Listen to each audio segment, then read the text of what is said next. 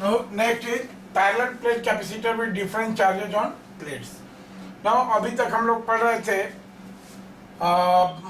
अलग अलग टॉपिक की चार्जेज इक्वल और अपोजिट होंगे. अब सपोज ये दो पैरेलल प्लेट कैपेसिटर हैं, राइट. ये दो पैरेलल प्लेट कैपेसिटर हैं और इस पर चार्ज हमने डाला Q1 और इस पर चार्ज डाला Q2. इसको अर्थ कर दिया. तो what is capacitance of this parallel? Now area of this plate is A, area of this plate is A and distance between plate is D, right. तो इसका कैपेसिटेंस क्या होगा, राइट. अब जानते हैं कि अगर इस प्लेट का एरिया A है तो इसकी ये surface charge density sigma A क्या हो जाएगी? Sigma A will be equal to Q1 divided by A and similarly इसकी sigma B this will be equal to Q2 divided by A. ये हो गया सिग्मा. अब मान लेते हैं कि यहाँ पर कोई पॉइंट E है या कोई पॉइंट P है जहाँ पर हम इलेक्ट्रिक फील्ड कैलकुलेट करने जा रहे हैं. तो यहाँ का इलेक्ट्रिक फील्ड क्या करेंगे? देखिए दोनों पॉजिटिव हैं तो ये E1 ये Q1 के चलते अगर इलेक्ट्रिक फील्ड E1 है तो E1 का डायरेक्शन क्या होगा? ये होगा. और Q2 के चलते अगर इलेक्ट्रिक फील्ड E2 है तो E2 का डायरेक्शन क्या होगा? क्योंकि यहाँ पर P पॉइंट पर हमेशा हम एक पॉजिटिव ट्रेस चार्ज रखेंगे जो डिसाइड करेगा इसका डायरेक्शन. जिधर मूवमेंट होगा पॉजिटिव ट्रेस चार्ज का वही होगा direction of electric field, right. तो यहाँ से हम ये देखेंगे कि वेक्टर EP क्या हो जाएगा? Vector EP will be equal to E1 minus E2. This is vector E1 plus vector E2 लिखेंगे, राइट. और E1 क्या है?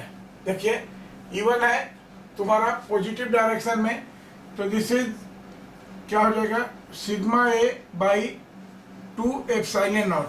और देखिए E2 क्या निगेटिव है तो ये माइनस हो गया and this is sigma B by 2 epsilon naught, right. तो this will be equal to sigma A को हमने कर दिया Q1 बाई Q1. देखिए Q1 by 2 epsilon naught A minus Q2 by 2 epsilon naught A. Q1 minus, तो this will give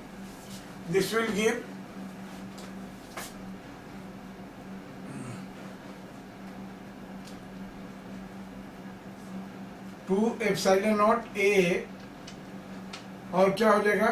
Q1 minus Q2, right. अब देखिए Q1 Q2 epsilon naught A सारे constant है तो स्टिल यहाँ पर भी इलेक्ट्रिक फील्ड क्या आ गई? This is constant, right. And therefore delta B potential difference between the plate क्या हो जाएगा? EP ये तो कांस्टेंट है I into D is the distance between plate. तो this will be simply Q1 minus Q2 into D divided by twice of epsilon naught A, right. अब देखिए यहाँ पर एक चीज आप देखेंगे कि Q1 माइनस Q2 बाई 2. देखिए ये जो टर्म है Q1 माइनस Q2 बाई 2, ये देखेंगे कि ये जो टर्म है यही जो Q1 माइनस Q2 बाई 2 ये टर्म है. This is responsible for creating potential difference between the plate. Now this charge total charge Q1 और Q2 दोनों का रोल नहीं है. ये जो चार्ज है Q1 minus Q2 by 2 this will create only potential difference between the plate. आगे हम आपको बता रहे हैं, राइट. तो अब यहाँ से अगर हम ये करेंगे, देखिए पहले हम लोग नोट कर लें कि the charges Q1 minus Q2 by 2 is responsible for creating the electric field between the plate. The outer charge doesn't come into play. जो बाहर में चार्ज होगा, और ये देखिए कैसे करेंगे इसको. अगर हम इंड्यूस चार्ज कैलकुलेट करते हैं तो Q1 माइनस Q2 बाई 2 ही आएगा. देखिए जैसे यहाँ पर हम देख रहे हैं अब कि अगर दो चार्जेज हैं हमारे पास में, एक पर चार्ज है Q1 और दूसरे पर चार्ज है Q2, राइट. और इन पर हम इंड्यूस चार्जेस का पोजीशन कैलकुलेट करते हैं कि क्या होगा इंड्यूस चार्जेस. अब जैसे मान लो अब ये जैसे ये देख लीजिए, ये जो हमारा है कि इस पर चार्ज Q डैश है। अगर सपोज कि इस पर जो इंड्यूस चार्ज हो रहा है Q डैश, राइट, तो फेसिंग सरफेसेज पर इक्वल और ऑपोजिट चार्ज इंड्यूस होना चाहिए। आप गौर थ्योरम पढ़ेंगे तो यहाँ पर माइनस Q डैश C होगा, राइट। अब देखिए यहाँ पर Q डैश होगा तो इस पर नेट चार्ज Q1 है, तो यहाँ पर क्या हो जाएगा, यहाँ पर हो जाएगा Q1 माइनस Q डैश, क्योंकि नेट चार्ज Q1 है इस पर।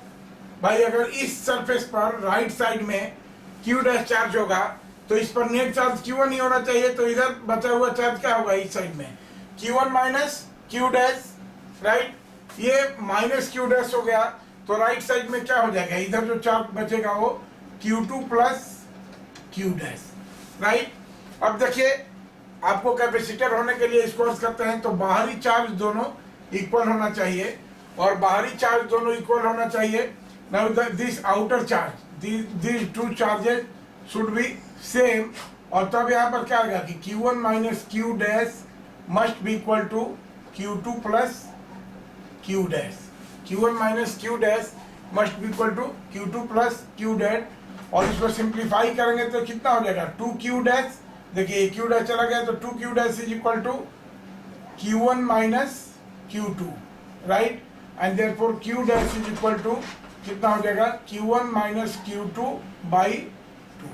तो ये जो इंड्यूस चार्ज है यहाँ पर Q डैश का वैल्यू कितना आ गया, this is equal to Q1 minus Q2 by 2, और यहाँ हो जाएगा minus Q1 minus Q2 by 2।